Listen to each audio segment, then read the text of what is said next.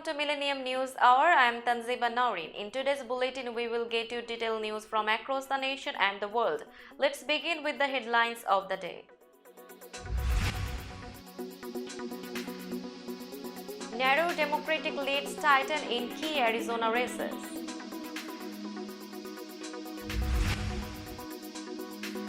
Georgia's dogged and focused camp overcomes Trump and Abrams.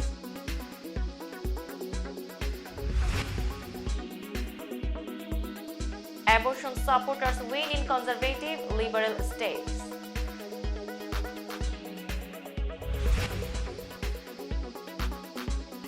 Sprawling tropical storm Nicole drenched Florida, Georgia.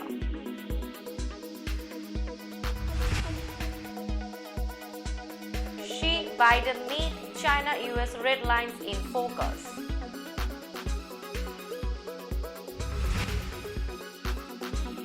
Trump urged to delay 2024 launch after GOP's uneven election. US consumer inflation eased to 7.7% over past 12 months.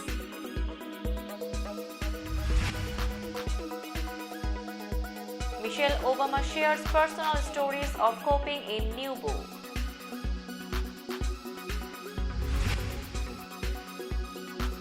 Luke Combs tops CMA Awards, Laureate Louis honored.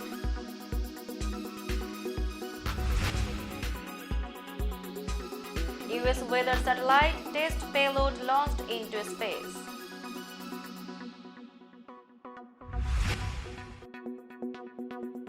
Russia withdrawing, Ukrainian official fears city of death.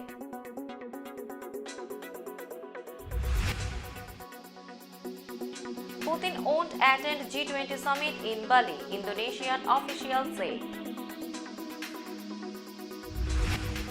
2021 Sriwijaya air crash, faulty automatic engine throttle system, poor pilot monitoring blamed. China promises change but sticks to saver zero COVID plan.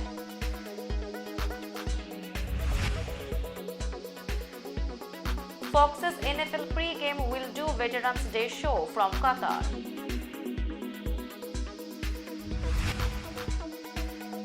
And Memphis hosts Minnesota following overtime win against San Antonio.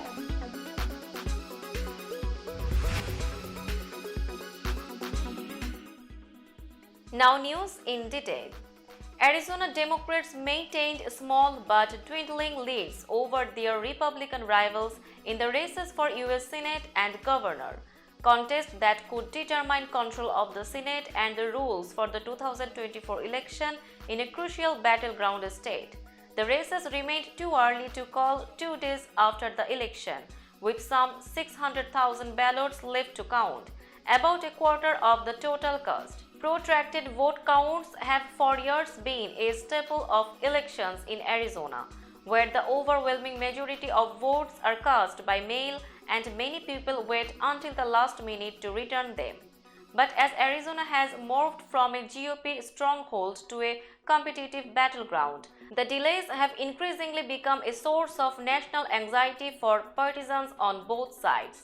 After opening big leads early on election night, when only mail ballots returned early were reported, Democrats have seen their leads dwindled as more Republican ballots have been counted. On Thursday morning, Democrats led in the races of Senate, Governor and Secretary of State, while the race for Attorney General was essentially tied. It could take several days before it's clear who owns some of the closer contests. First, Georgia Governor Brian Kemp shrugged off being targeted by former President Donald Trump. Then the Republican incumbent wore down Democratic superstar Stacey Abrams for a second time, culminating in a decisive Tuesday election victory. Now, as he celebrates his re-election, Kemp is arguing that his no-drama conservative approach is the way forward for the GOP. This election proves that when Republicans stay focused on real-world solutions that put hard-working people first, we can win now, but also in the future, you all. Kemp told supporters as he declared victory Tuesday. Kemp largely played the foil to Abrams in 2018, making attention-grabbing ads where he pointed a gun at a teen and promised to use his truck to round up immigrants living in the country illegally to position himself as a conservative in a Republican primary. As a public speaker, he draws out short speeches punctuated with University of Georgia football catchphrases. One of those slogans, "Keep chopping," dates of the Bulldogs' 2018 team when Kemp first ran for governor, and it summarizes Kemp's dogged approach. Kemp focuses on what he can control. He never rose to the bait of attacking Trump in public, even when Trump was savaging him every day for refusing to overturn the 2020 elections. He may not soar to rhetorical heights, but he rarely makes a stumble that he has forced to defend. And he used his incumbency to maximize his advantage. The former Secretary of State reaped benefits from voters, concluding he has demonstrated independence and steadiness. Abortion rights supporters won in the 4 states where access was on the ballot Tuesday, as voters enshrined it into the state constitution in battleground Michigan as well as blue California and Vermont, and dealt a defeat to an anti-abortion measure in deep red Kentucky. In all, it was a dramatic illustration of how the U.S. Supreme Court's decision in June to eliminate the nationwide right to abortion has galvanized voters who support women's right to choose. The court's June decision has led to near-total bans in a dozen Republican-governed states and animated races around the country up and down the ballot. The Kentucky result spurned the state's Republican-led legislature, which has imposed a near-total ban on abortion and put the proposed state constitutional amendment on the ballot. The outcome echoed what happened in another red state, Kansas, where voters in August rejected changing that state's constitution to let lawmakers tighten restrictions or ban abortions. Hurricane Nicole made landfall early Thursday along the east coast of Florida. The storm was already battering a large area of the storm-weary state with strong winds, dangerous storm surge, and heavy rain, officials said. The rare November hurricane had already led officials to shut down airports and theme parks and order evacuations that included former President Donald Trump's Mar-a-Lago club. Authorities warned that Nicole's storm surge could further erode many beaches hit by Hurricane Ian in September. The sprawling storm is then forecast to head into Georgia and the Carolinas later Thursday and Friday, dumping heavy rain across the region. Nicole was a Category 1 storm with maximum sustained winds of 75 mph early Thursday, the U.S. National Hurricane Center said. It was moving west-northwest near 14 mph. Tropical storm force winds extended as far as 485 miles from the center in some directions. Nicole's center was expected to move across central and northern Florida into southern Georgia on Thursday evening and into the Carolinas on Friday. President Joe Biden said Wednesday he plans at an anticipated meeting with Chinese President Xi Jinping to discuss growing tensions between Washington and Beijing over the self-ruled island of Taiwan, trade policies, and Beijing's relationship with Russia. The White House has said it is working with Chinese officials to arrange a meeting between Biden and Xi on the sidelines of next week's Group of 20 summit in Bali, Indonesia. But the two sides have not confirmed the meeting will take place. Biden told reporters at a White House news conference that he had much to discuss with Xi as US-Chinese relations have grown more fraught in recent months. What I want to do with him when we talk is lay out what each of our red lines are and understand what he believes to be in the critical national interest of China, what I know to be the critical interest of the United States, Biden said, and determine whether or not they conflict with one another. Xi's government has criticized the Biden administration's posture toward Taiwan, which Beijing looks eventually to unify with the communist mainland, as undermining China's territorial integrity.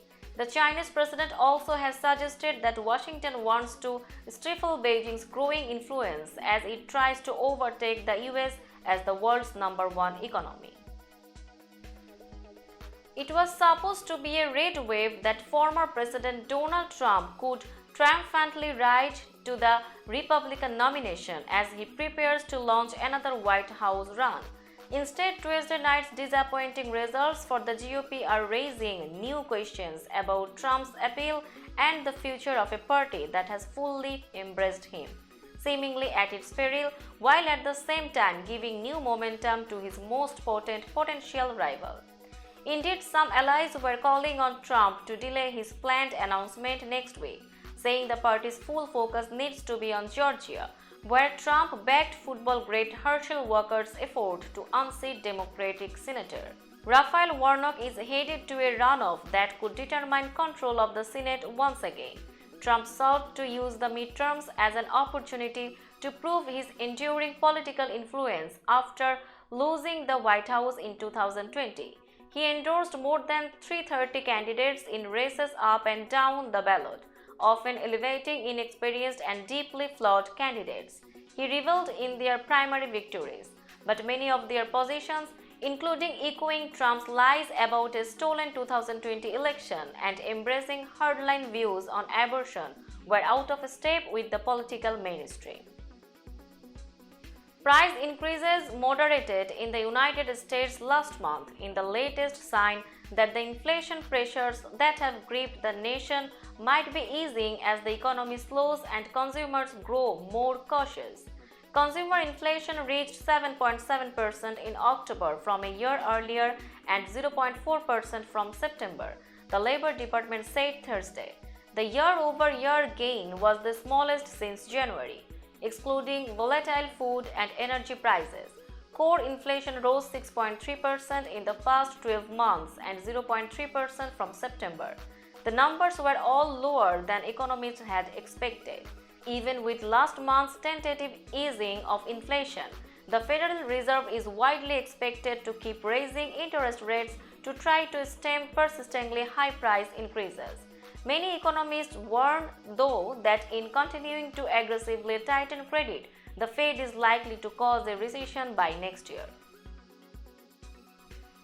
Michelle Obama said she struggled with a crushing sense of hopelessness after the 2020 presidential election that was brought on by the death and isolation of the COVID-19 pandemic, a summer of political and racial unrest, and the insurrection at the US Capitol. I was in a low place, she said.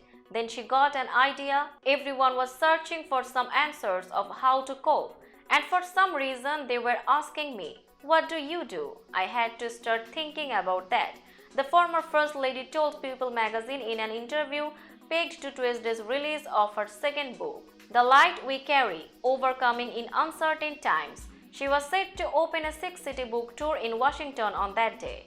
In the book, former President Barack Obama's wife, who is one of the world's most famous women, tells how she steadies herself during these anxious times and how she works at overcoming her lifelong fear of change and doubts about herself.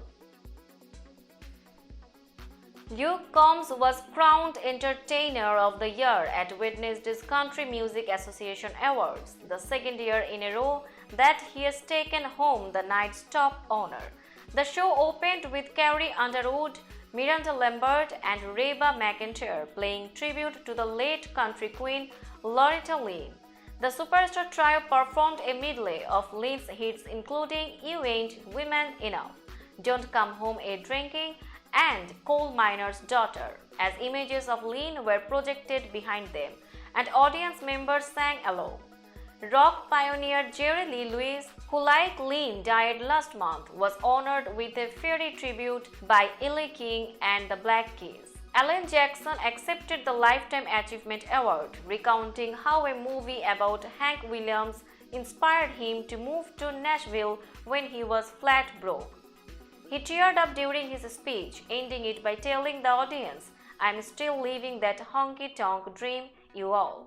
Brothers Osborne won Vocal Duo of the Year, and Old Dominion won the trophy for Vocal Group.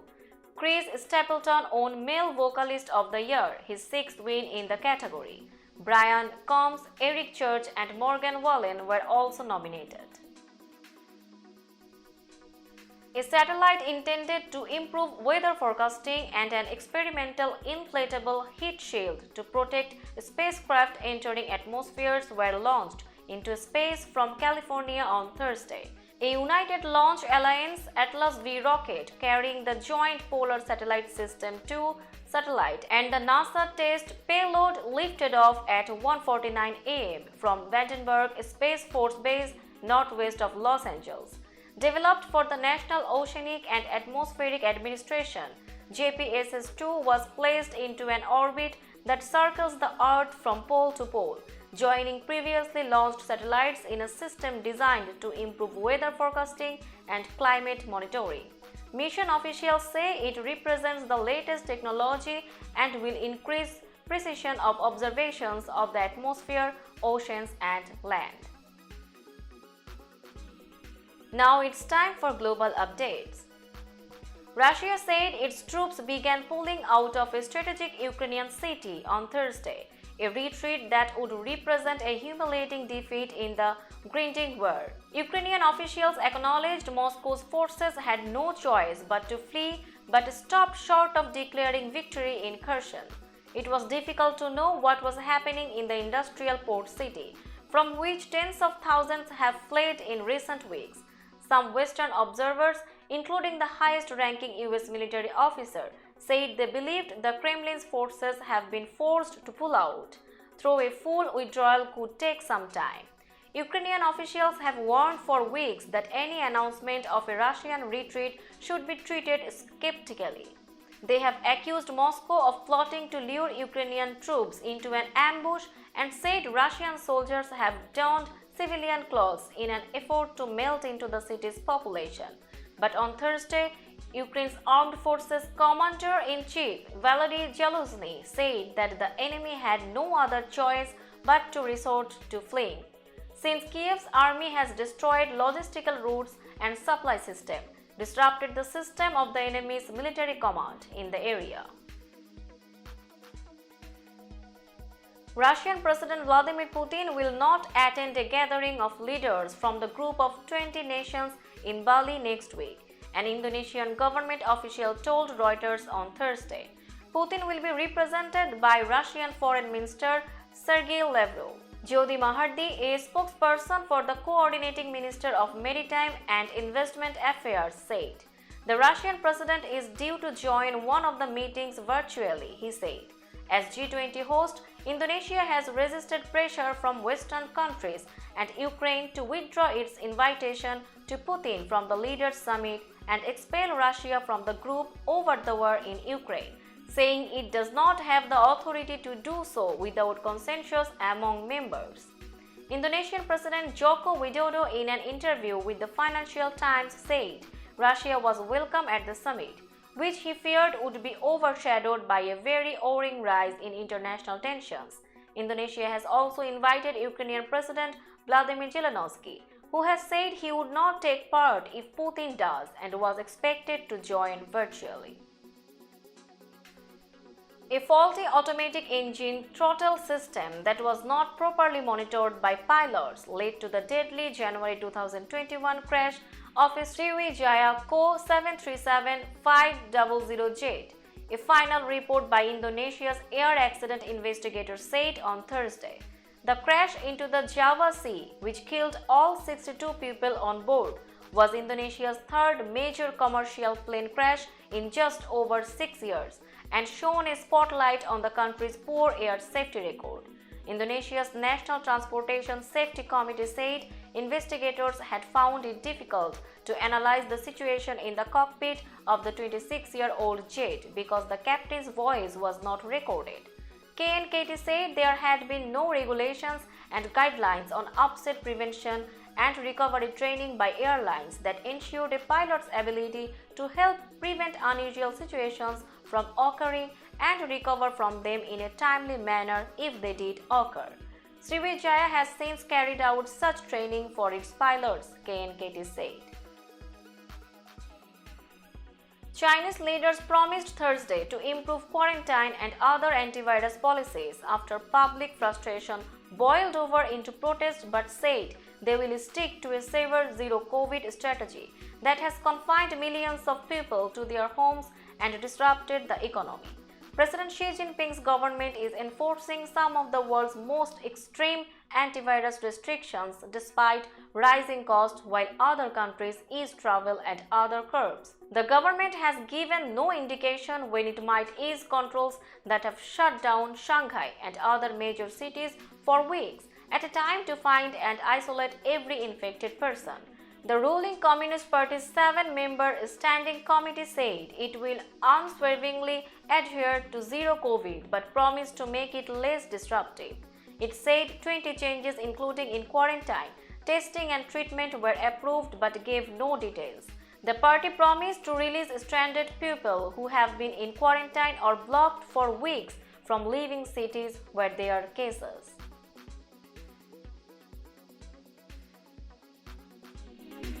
Now it's time for business news.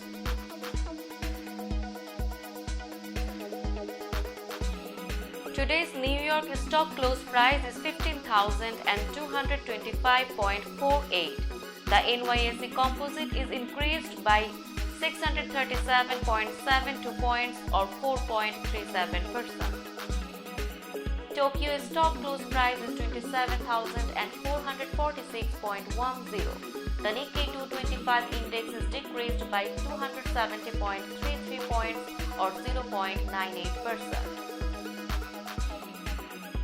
Shanghai stock close price is 3,036.1318. The Shanghai Composite Index is decreased by 12.04 points or 0.39%. Hong Kong stock close price is 60,081.04. The Hang Seng Index is decreased by 277.48 points or 1.70%. Bombay stock close price is 60,613.70. The Sensex Index is decreased by 419.85 points or 0.69%. Now a look of today's sports stories.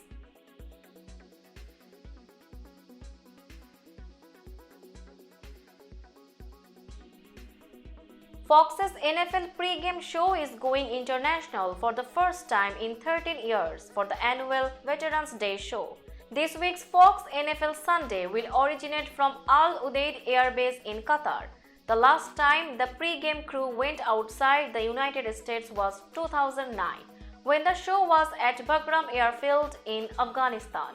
It is our favorite show of the year, and one of the cool things I hear from people, even this way, is that viewers also tell me it is their favorite show, said Fox NFL Sunday host Kurt Menefee. The show, which also includes Terry Bradshaw, Howie Long, Michael Strahan, Jimmy Johnson, and Jay Glazer, has originated from service academies 2 of the past 3 years. It was at the U.S. Naval Academy in Annapolis, Maryland last year and U.S. Military Academy in West Point, New York in 2019.